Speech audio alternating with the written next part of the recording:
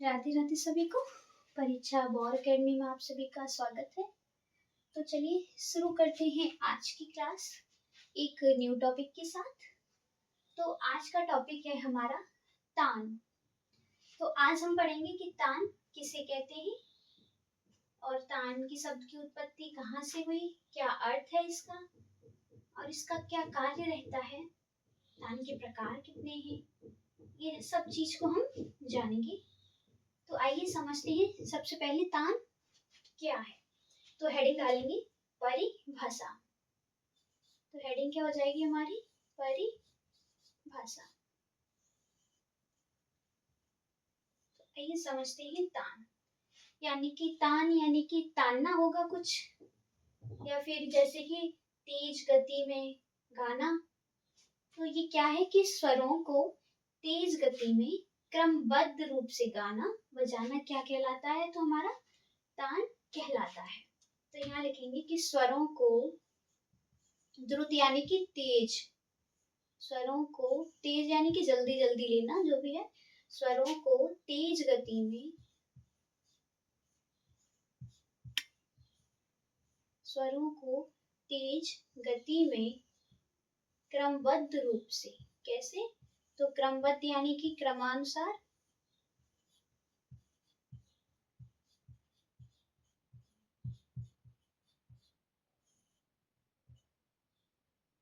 स्वरों को तेज गति में क्रमबद्ध रूप से गाना बजाना तान कहलाता है।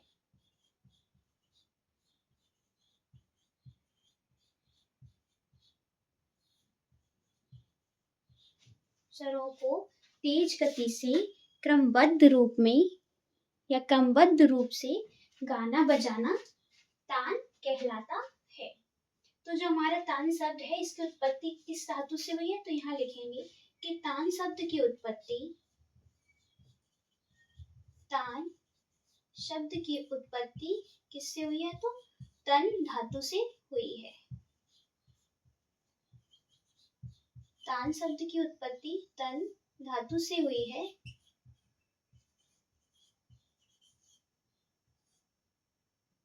जिसका अर्थ क्या है, तो यहाँ लिखेंगे कि जिसका अर्थ है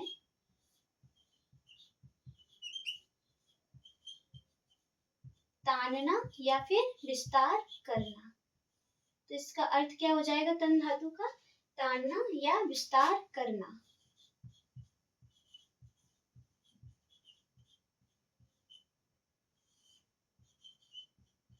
तो तान शब्द की उत्पत्ति किस धातु से हुई है, तो तन धातु से हुई है, जिसका अर्थ क्या है, तो तानना या विस्तार करना।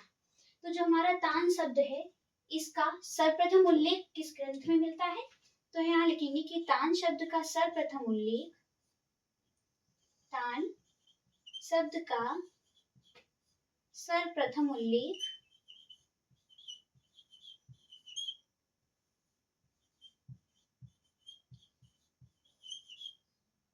तान शब्द का सर्वप्रथम उल्लेख कहाँ मिलता है, तो हमारी नारद कृत नारदीय शिक्षा, नारद कृत यानी कि नारद जी द्वारा रचित कौन सा ग्रंथ, तो नारद कृत नारदीय शिक्षा ग्रंथ में मिलता है।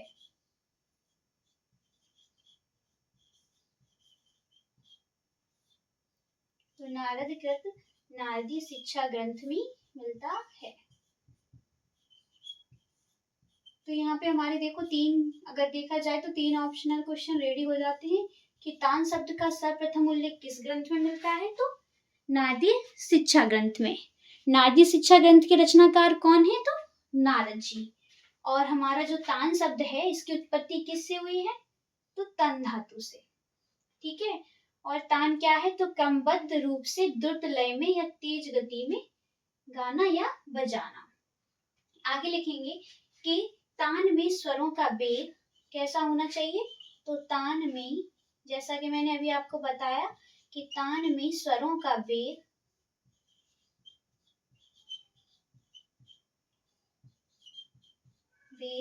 या विस्तार कैसा होता है, तान में स्वरों का वेग या विस्तार द्रुत लय में किया जाता है। द्रुत लय में किया जाता है।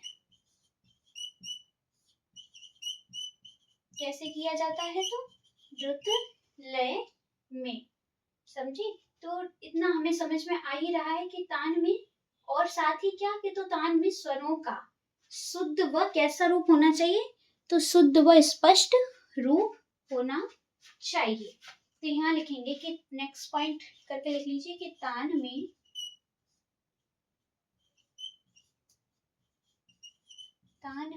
स्वरों का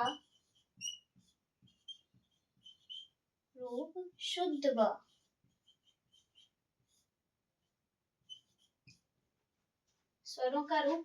व स्पष्ट रूप होना चाहिए। तान में स्वरों का शुद्ध व स्पष्ट होना चाहिए। तो स्वरों का कैसा होना चाहिए? तो शुद्ध, तान में स्वरों का शुद्ध व स्पष्ट होना चाहिए। यानी कि हम द्रुत लय में स्वरों को लेंगे तो सही, लेकिन हमें जो हमारे स्वर हैं वो स्पष्ट व शुद्ध समझ में आनी चाहिए। तो इतना नोट कर लीजिए। फिर मैं आपको आगे बताती हूँ कि जो हमारी पीड़ा होती है, यानी कि पीड़ा किस वर्ग का वाद्य है? तो ये हमारा तत्वाद्य है। इतना नोट कर लिया होगा। आगे बढ़ते हैं हम इसमें। तो तान क्या है कि स्वरों को तेज गति में क्रमबद्ध रूप से गाना बजाना। तान शब्द की उत्पत्ति तन धातु से हुई है, जिसका अर्थ है तानना या विस्तार करना। तान शब्द का सर्वप्रथम उल्लेख कहाँ मिलता है? तो नारद कृत नारदीय शिक्षा ग्रंथ में मिलता है। आगे जानेंगे कि हमारा जो एक चतुर्विध वाद्य वर्गीकरण है उसमें से एक वाद्य कौन सा है? तो वो है हमारा तत्वाद्य। तत्वाद्य में कौन से आते हैं? तो तंत्री वाद्य, जो हमारे छेड़कर या उंगलियों से बजाए जाते हैं, जिनमें तार होते हैं, वो हमारे तत्वाद्य होते हैं। तो लिखेंगे कि तान में बीड़ा, या फिर लिखेंगे कि बीड़ा में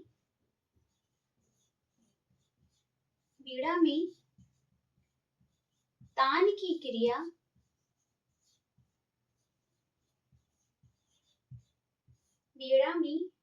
की क्रिया दो प्रकार से होती है। कैसे होती है? तो दो प्रकार से होती है। तो नंबर फर्स्ट प्रवेश, नंबर सेकंड निग्रह। तो प्रवेश क्या होता है? यानी कि ध्वनि की एकता।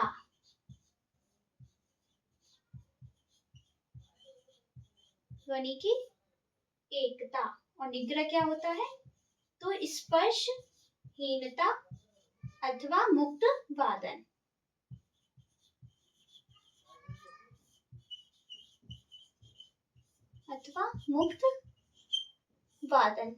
इतना नोट कर लीजिए। तो जैसा कि प्रवेश क्या है? ध्वनि की एकता, और निग्रह क्या है? स्पर्शहीनता अथवा मुक्त वादन। तो हमारे जो तान हैं इसके कई प्रकार हैं, या फिर बहुत भिन्न भिन्न प्रकार की तानें होती हैं। इनकी संख्या निश्चित नहीं है। तो चलिए हम कुछ तान के प्रकार भी जान लेते हैं। तो यहाँ लिखेंगे कि तान के निम्न प्रकार होते हैं, यानी कि तान के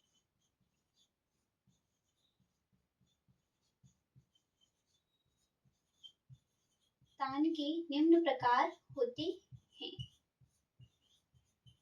जैसे, तो नंबर एक, अब हम अपने तानों के प्रकारों को पढ़ेंगे जो निम्न प्रकार के हैं। तो सबसे फर्स्ट पॉइंट लिख लीजिए, सपाट तान। तो सपाट तान किसे कहते हैं? चलिए पहले हम अपने सपाट तान को समझते हैं, क्योंकि कई प्रकार की तानें होती हैं, सपाट, वक्र, आरोही, अवरोही, बोल, गमक, अलंकारिक तान। तो सबसे पहले हम अपने सपाट तान को समझेंगे। तो सपाट तान क्या होती है कि सपाट तान में स्वरों को सीधा सीधा प्रयोग किया जाता है। सीधा सीधा यानी कि जैसे कि सा से रे से गा से मा से पा, तो इसमें हम स्वरों को सीधा प्रयोग करते हैं। तो इसमें लिखेंगे कि स्वरों को, या फिर ऐसे लिख लीजिए कि सपाट तान में स्वरों को, सपाट तान में स्वरों को कैसा प्रयोग किया जाता है, तो सीधे सीधे लेते हैं, यानी कि स्वरों को सीधे सीधे लिया जाता है। स्वरों को सीधे सीधे लिया जाता है। तो ये हमारी कौन सी तान होती है, सपाट तान। यानी कि सपाट तान में क्या है मुख्य स्वरूप, तो सीधे सीधे स्वरों को लेना। कैसे कि सीधे सीधे स्वरों को लेना, ये हमारी सपाट तान होती है। नंबर 2 लिखेंगे तो आरोही तान। आरोही तान यानी कि आरोही से ही समझ में आ रहा होगा कि जैसे कि हमारा आरोह अवरोह होता है, यानी कि मैथमेटिक्स में भी आरोह ऐसे ही होता है कि क्रमों को, बढ़ते स्वरों को चढ़ते हुए यानी कि क्रम से लेना, 1 2 3 4 क्रम में। तो ऐसे ही स्वरों में होता है कि स्वरों को हम अपनी ध्वनि के अकॉर्डिंग, यानी कि पहले नीचे वाला स्वर, फिर उससे ऊंची ध्वनि का, फिर उससे ऊंची ध्वनि का, यानी कि हम यहाँ पे ऐसे लिख सकते हैं कि स्वरों को बढ़ते हुए क्रम में लेना। स्वरों को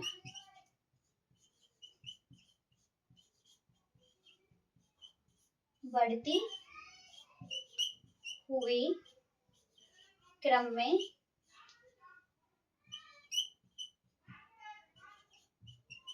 लेना। स्वरों को बढ़ते हुए क्रम में लेना आरोही तान होता है। इतना नोट कर लीजिए, फिर मैं आगे बढ़ती हूँ। नेक्स्ट टाइम लेना आरोही तान कहलाता है।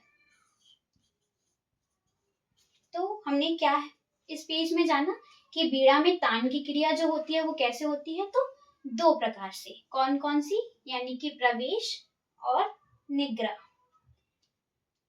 आगे बढ़ते हैं हम अपनी नेक्स्ट तान पे की अवरोही तान। आरोही के बाद हम अब समझेंगे अवरोही तान को। तो बताइए तान शब्द का सर्वप्रथम उल्लेख किस ग्रंथ में मिलता है। अभी हमने पढ़ा है नारद ग्रंथ, नारदी शिक्षा ग्रंथ में।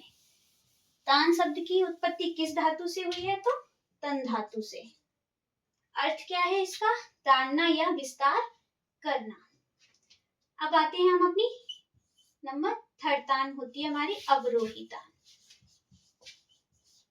हेडिंग डालेंगे अवरोही तान। तो अवरोही तान क्या होती है इसे भी समझते हैं। जैसे कि हमारा आरोह क्या था कि स्वरों को बढ़ते हुए क्रम में लेना, और अवरोही क्या हो जाएगा कि स्वरों के ऊंचे क्रम से क्रमवार नीचे स्वरों में लेना। तो अवरोही क्या हो जाएगा हमारा, तो यहाँ लिखेंगे कि स्वरों को या फिर स्वरों के ऊंचे क्रम से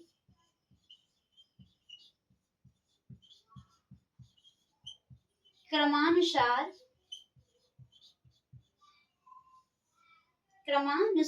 नीचे स्वरों में आना क्या कहलाता है, तो अवरोही तान कहलाता है। नीचे स्वरों में आना ये हमारा क्या होता है, तो ये हमारा अवरोही तान कहलाता है।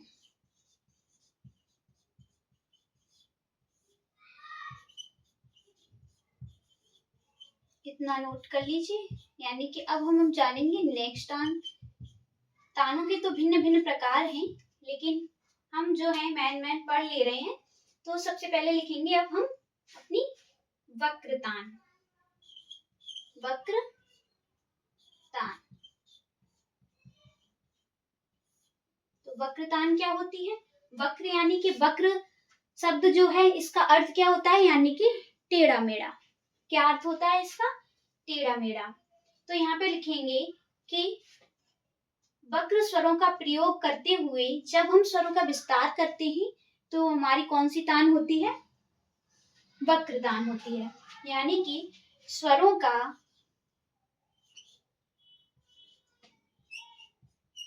स्वरों का प्रयोग, यहाँ लिखेंगे कि स्वरों का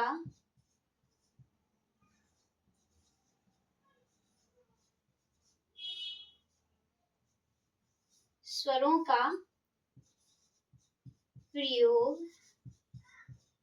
वक्र रूप से।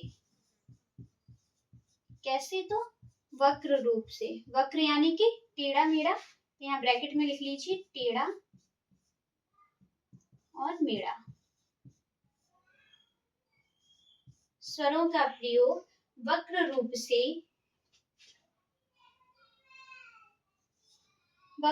से करते हुए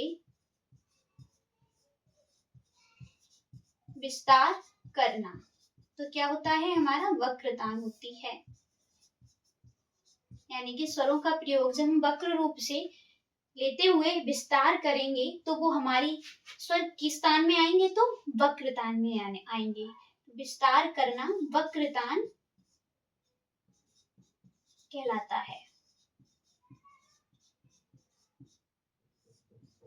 वक्रतान कहलाता है।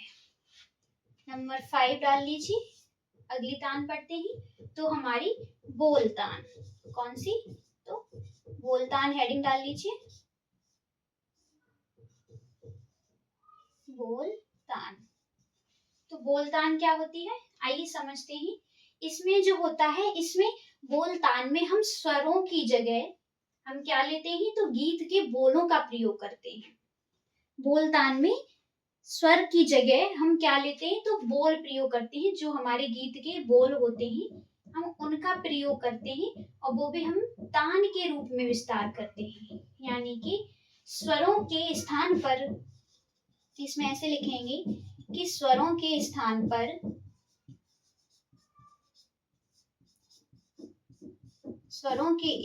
पर गीत के बोलों का प्रयोग करते हुए विस्तार करना। गीत के बोलों का प्रयोग करते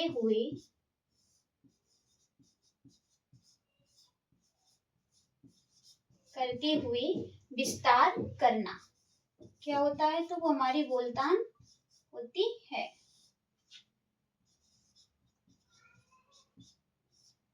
करना बोलतान कहलाता है।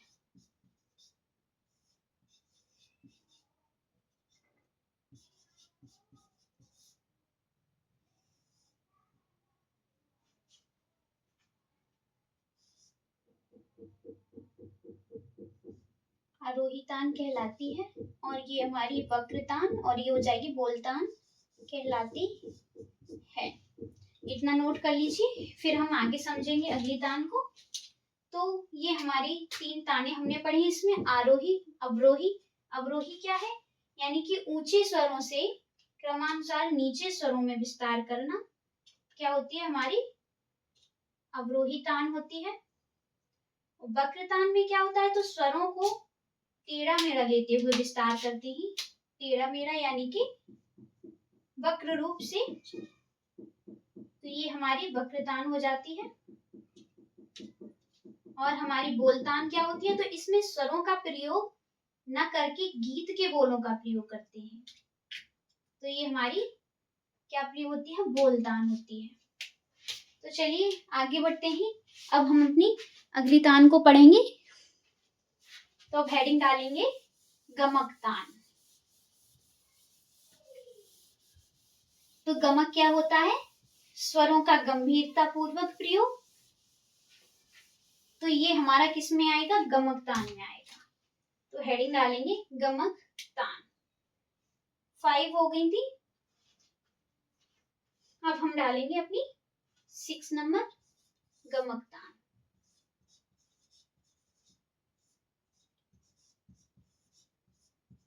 गमक तान।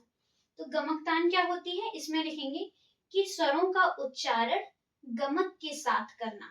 कैसे? तो इसमें स्वरों का उच्चारण कैसे करते हैं? तो स्वरों का उच्चारण गमक के साथ यानी कि गंभीरता पूर्वक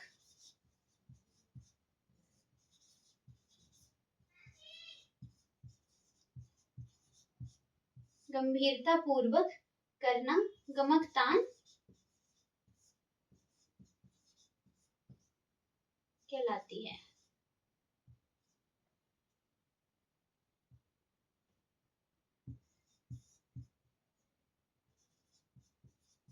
गमक तान कहलाती है।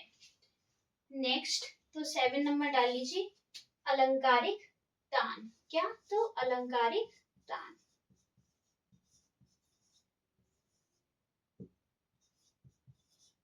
तो अलंकारिक तान क्या होती है?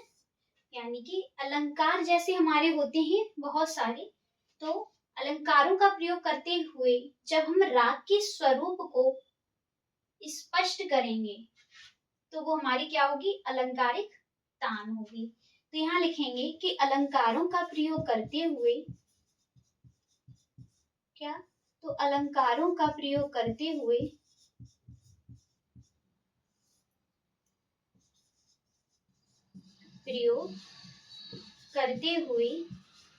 राग के स्वरूप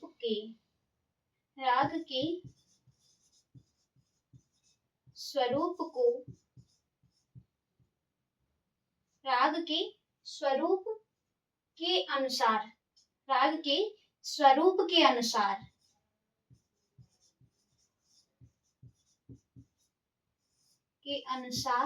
स्वरों का या फिर स्वरों को द्रुत लय में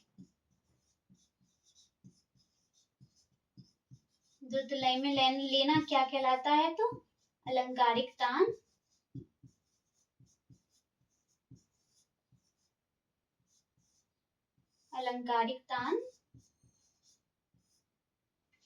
होती है। तो अलंकारिक तान क्या है? कि अलंकारों का प्रयोग करते हुए राग के स्वरूप के अनुसार द्रुत लय में लेना अलंकारिक तान होती है।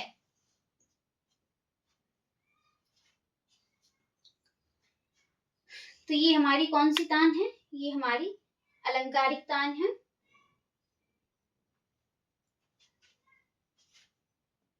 नंबर 8 डाल लीजिए। तो कौन सी लिखेंगे? सरल तान या फिर मीड़ तान? मीड़ तान भी होती है, खटका तान भी होती है,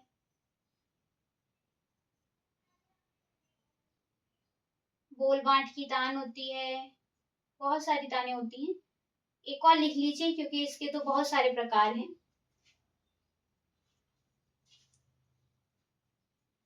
कौन सी लिखाऊं बताइए? तो चलिए हम अब लिख लेते हैं अपनी, खटका लिखे या फिर मीड़तान?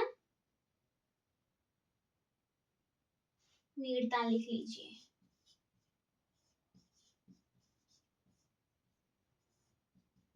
मीड़तान में क्या हो जाएगा? तो स्वरों को मीड़ से लेते हुए, स्वरों को मीड़ रूप से लेते हुए या मीड़ प्रयोग करते हुए स्वरों को मीड़ रूप से लेते हुए विस्तार करना।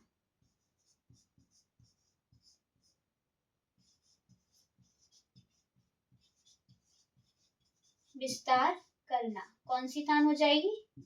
ये हमारी मीड़ तान होती है। तो इतना नोट कर लीजिए।